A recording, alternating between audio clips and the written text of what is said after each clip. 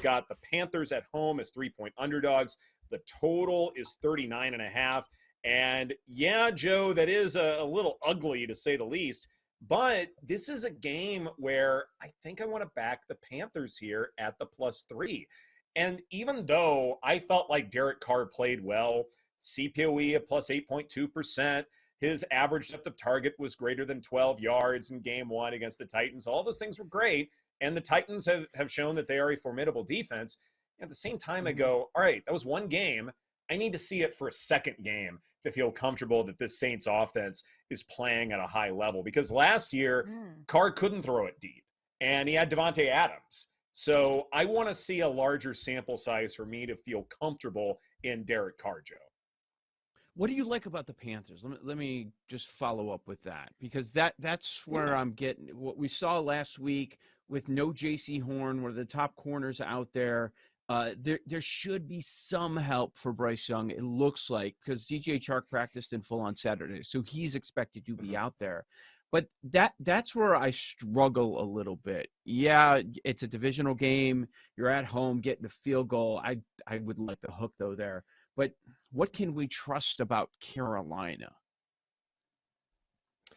I wonder if it's less about trusting Carolina, because I'm with you. Like, wide receiver is a concern.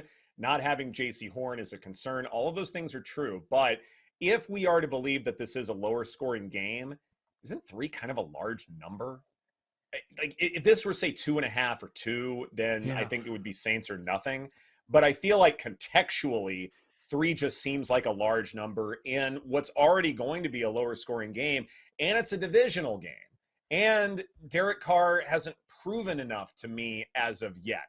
I mean, you love the playmakers there with Chris Olave and guys like that. I think, though, Joe, it's more about just the context of it, where maybe the Panthers win this game at home because of fluky things that they figure out with the Saints attack. I just don't know. It's more of a contextual, this is just going to be a lower scoring, ugly game, and 3's too much.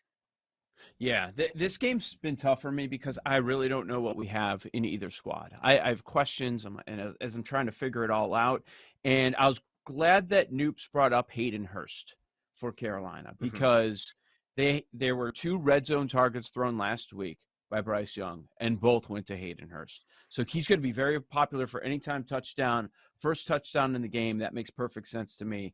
Michael Thomas was targeted in red zone. He was targeted in the game.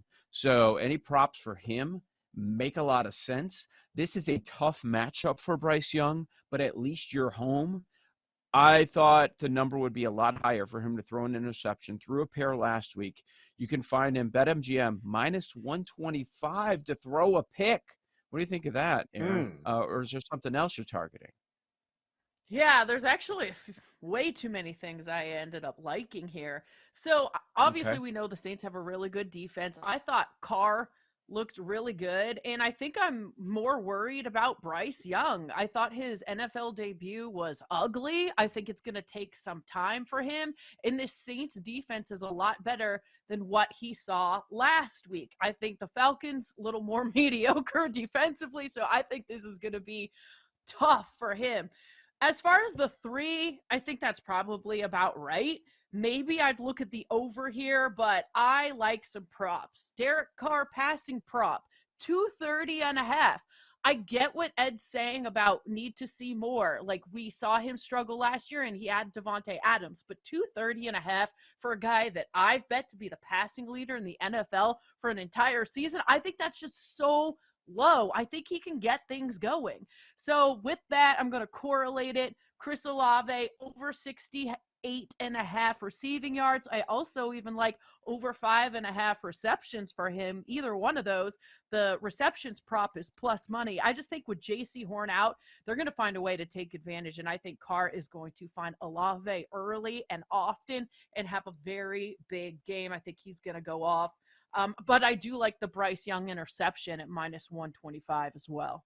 The second leg of a teaser, and I did take the Steelers plus 8.5, hooked that up with the Patriots, which did get home last night. But yeah, you know, scoring was one of the main storylines of yesterday with the extreme rate that the overs went.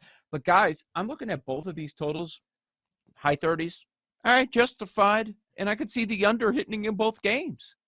You know, Yeah. I'm not expecting these to go over at all to follow through with yesterday's trend.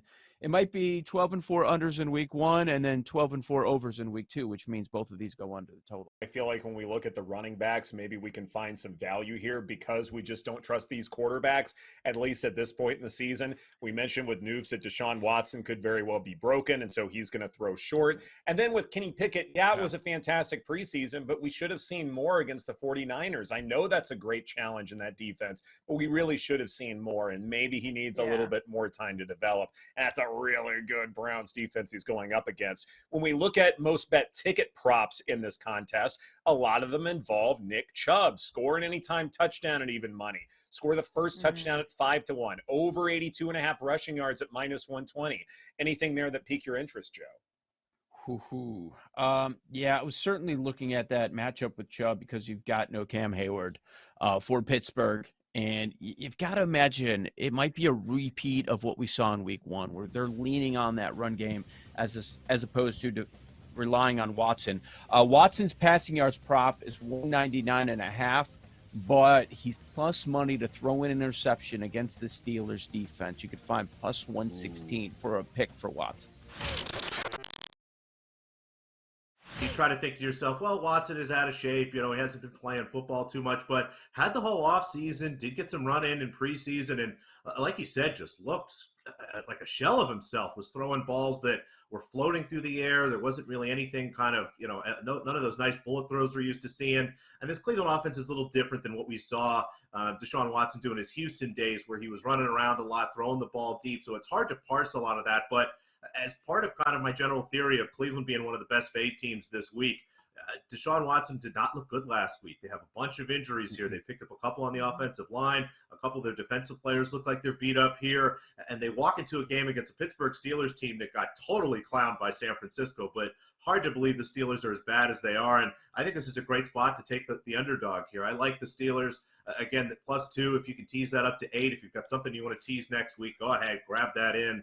+110 on the money line, I think, is really nice. I have the Steelers a short favorite here. Where else might you be looking in the prop market? I was thinking maybe Chris Olave could go over either his receptions or yardage.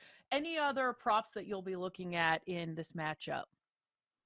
Yeah, I think you guys hit the nail on the head there. The horn piece is really huge for this Carolina defense. Again, I still think it's going to be an ugly football game, given that New Orleans just doesn't really, like to open it up. But I like what you said. I think Olave is a really great piece there. I would look at his receptions over, his receiving yards over. He's +190 to score a touchdown. I don't think that's a bad look at all. And I don't know if I'm a sucker for this. I continue to watch Michael Thomas and think that at some point he's going to be part of this offense. I don't know if I'm looking at his yards and receptions, but again, to score a touchdown at +250, I don't know how many more weeks we get of a number over 2-1 there.